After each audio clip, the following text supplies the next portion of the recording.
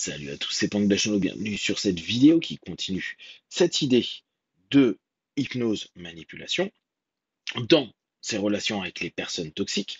On a pu voir sur la vidéo précédente qu'il y a un élément vraiment à déterminer, à prendre en compte avec les personnes toxiques, qu'elles soient familiales, qu'elles soient sociétales, éducatives, qu'elles soient des proches.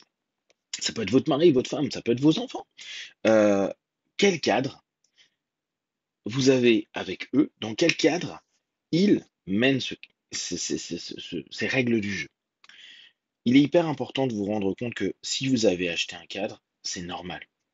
Et il y a des vendeurs de cadres. Alors, quand il y a une différence hiérarchique, il y a un père, un grand-père, un parent et un enfant, on va toujours avoir ce rapport-là. Un professeur et un plus jeune, un apprenant. Mais on peut avoir la même chose dans les cadres de couple. Dans pourtant des éléments où on peut se dire il y a une égalité ou une équité, un moment, un lien entre deux personnes, un choix, et puis il y a quelque chose qui part en vrille, et on a cette sensation d'être soumis à la façon de fonctionner, on pourrait se dire du système du couple, du système familial, euh, et d'un coup, on se sent dans une notion d'obligation. Je vous parlais de fidélité par rapport à un ensemble de règles qui est sous-entendu ou qui a été imposé dans le cadre que vous avez proposé.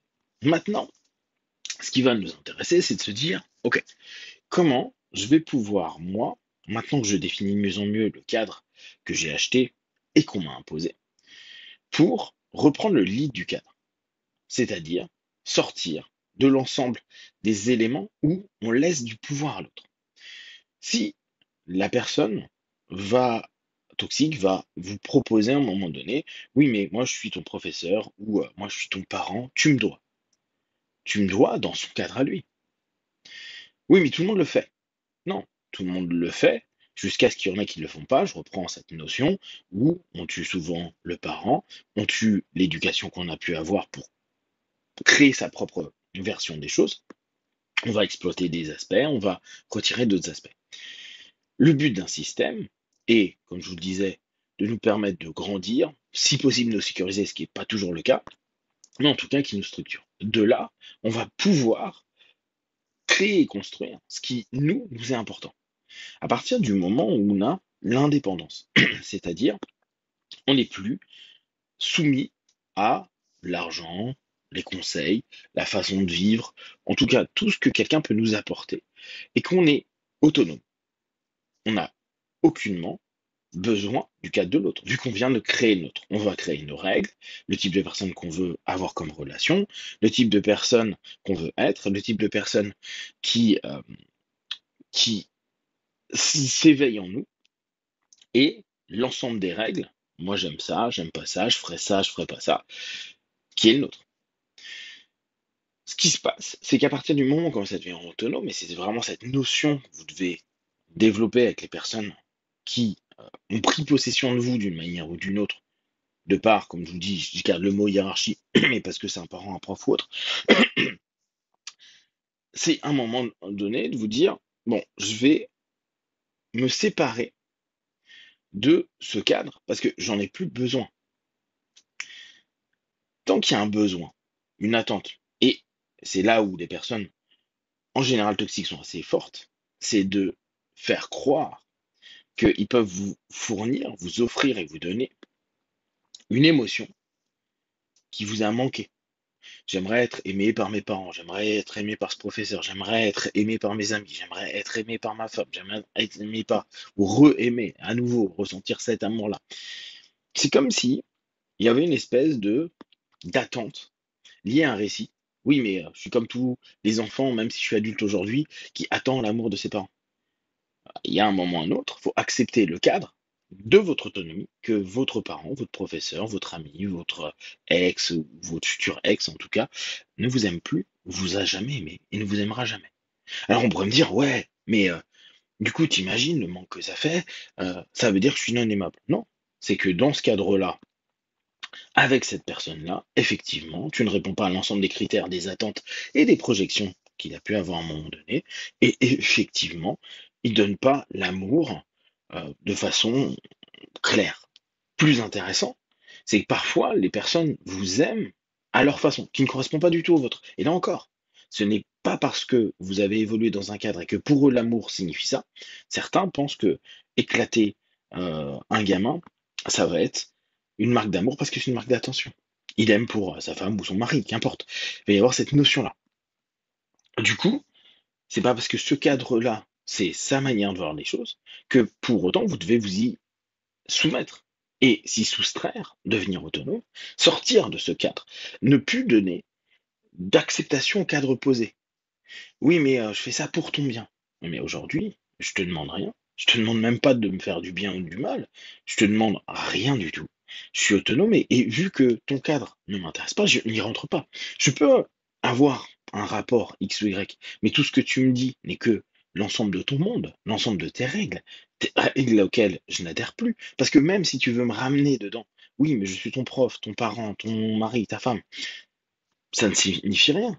Ça l'est dans ton histoire, ça l'est plus dans les faits. Dans les faits, je m'entends, dans cette notion de se dire, bah, aujourd'hui, le parent, celui qui éduque, ou l'instructeur X ou Y, n'est plus existant, vu qu'il n'est plus demandé par.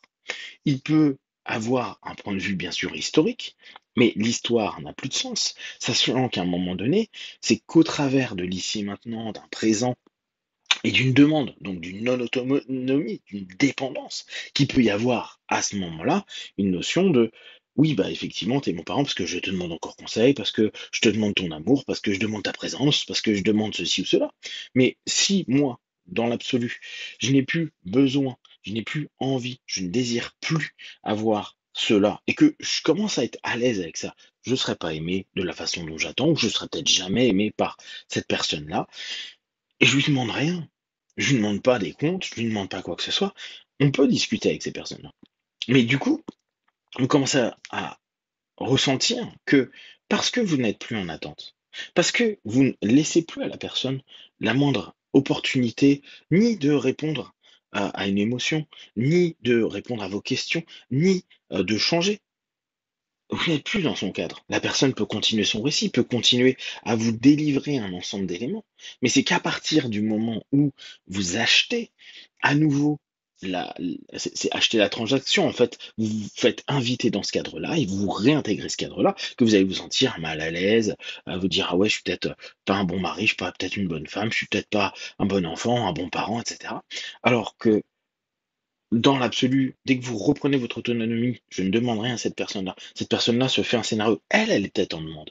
Elle est en demande, et vu qu'elle n'a pas ce qu'elle veut, elle va amener, chercher à balancer euh, de quoi vous pêchez, et à ce moment-là, tenter de vous faire mordre l'hameçon pour que vous reveniez dans son cadre. À partir du moment où vous laissez la personne faire, dire avec ses envies, ses attentes, avec ses projections, avec tout ce qu'il estime être fort, qui serait fonctionnel si vous rentrez dans le cadre. Mais à partir du moment où vous dites, bah ok, mais ça c'est tes envies, tes attentes, moi je t'ai pas fait de demande. Je n'ai pas créé une transaction, je n'ai pas créé une interaction qui va amener à ce que je réponde à tes desiderata, comme je te demande pas de répondre aux miens. Tu respectes pas le fait que j'ai plus envie de te parler, bah parle tout seul. Ou parle et accepte que je t'insulte ou que je te réponde des smileys ou que je te dise rien et que dans 6 mois je te renvoie un message. Je m'en fous, je fais comme je veux, c'est mon cadre, c'est plus le tien.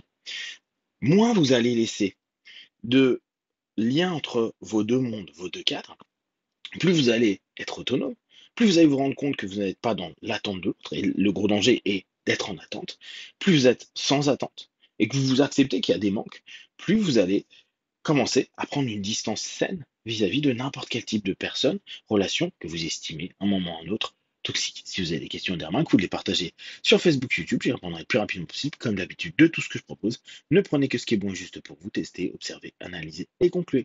Be one, ciao.